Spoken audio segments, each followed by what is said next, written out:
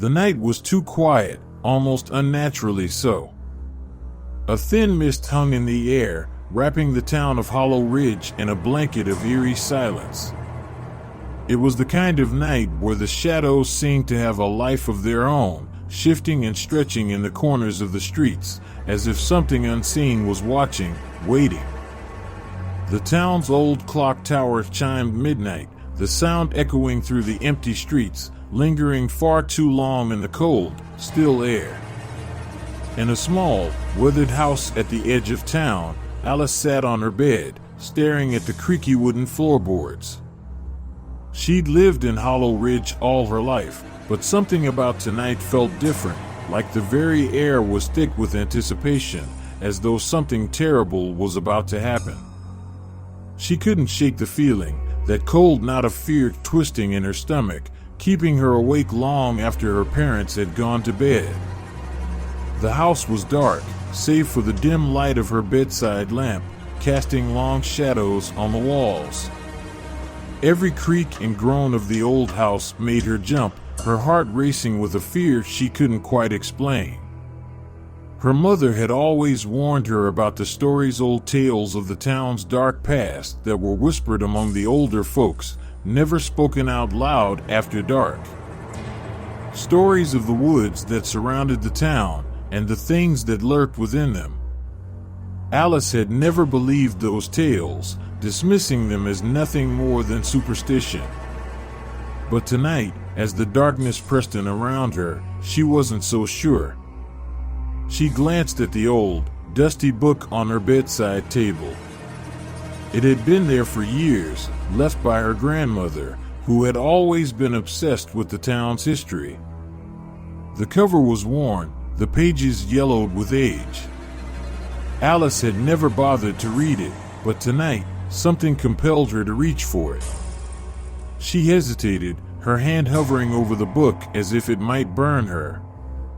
Finally, with a deep breath, she picked it up and opened it, the pages crackling under her fingers.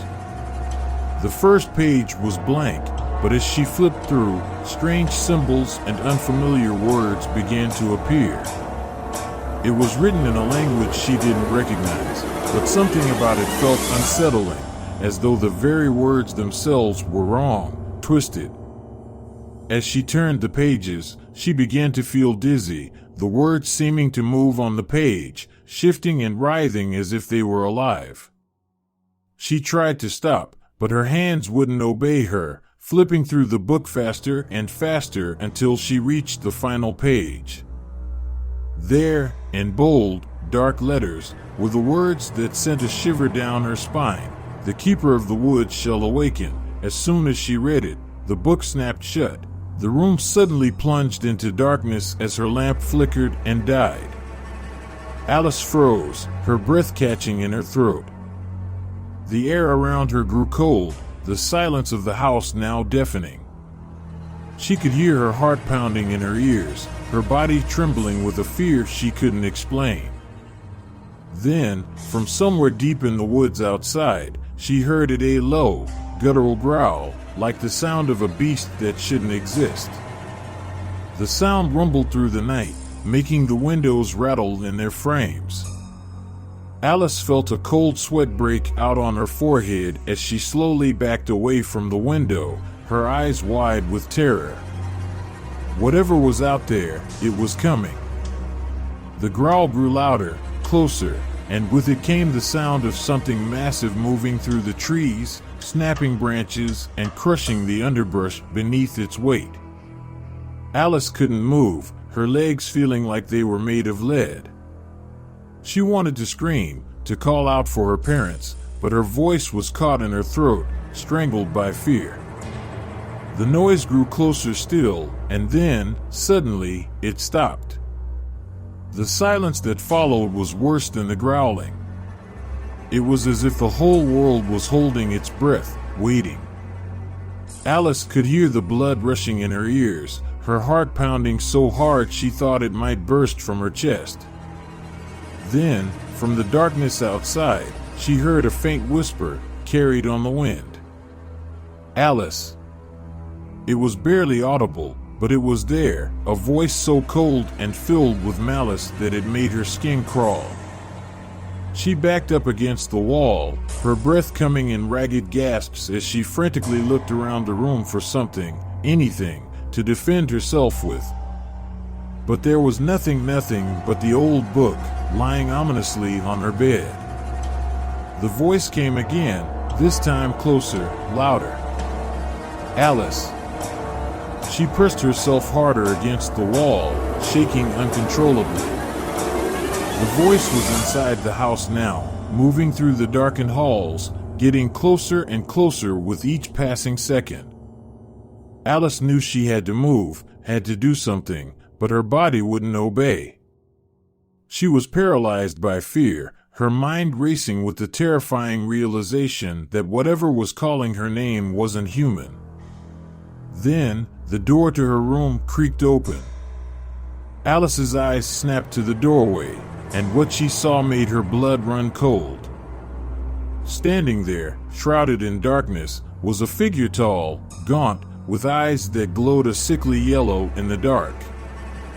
It didn't move, didn't speak, just stood there, watching her with those awful, burning eyes.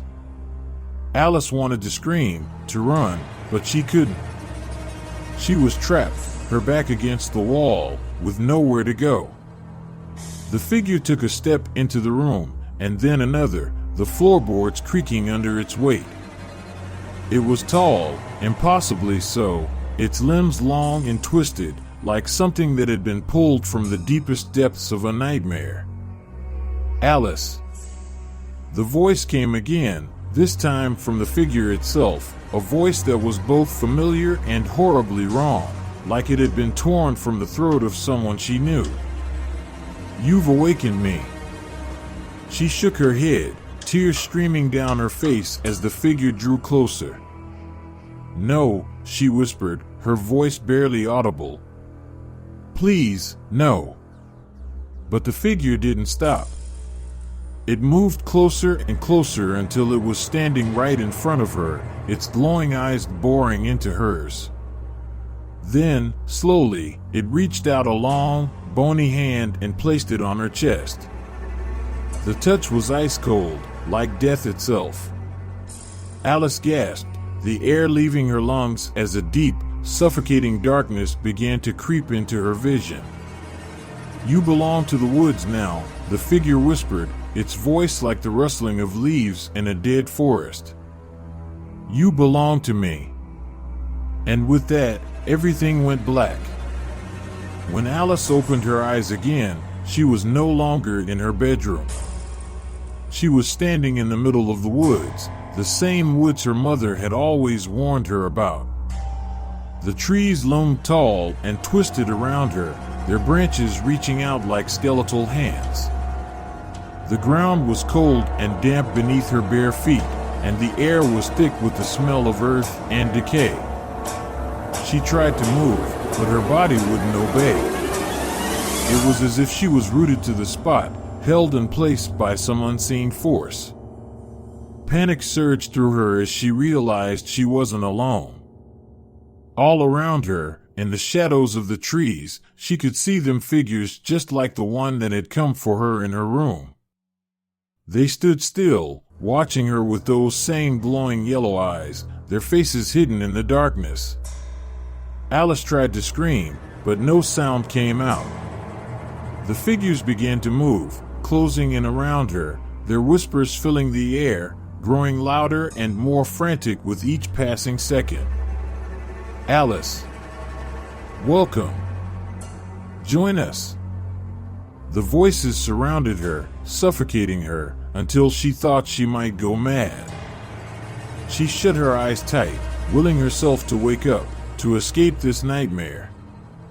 But when she opened them again, the figures were even closer, their twisted faces now visible in the pale moonlight. One by one, they reached out to her, their cold, bony hands grasping at her, pulling her down into the earth. The ground opened up beneath her, swallowing her whole, the darkness consuming her until there was nothing left but the sound of their voices echoing in her mind. You belong to the woods now, Alice. You belong to us." And as the last sliver of light disappeared from her vision, Alice realized with a cold, sinking dread that she would never escape. She was theirs now, trapped in the darkness of the woods, forever.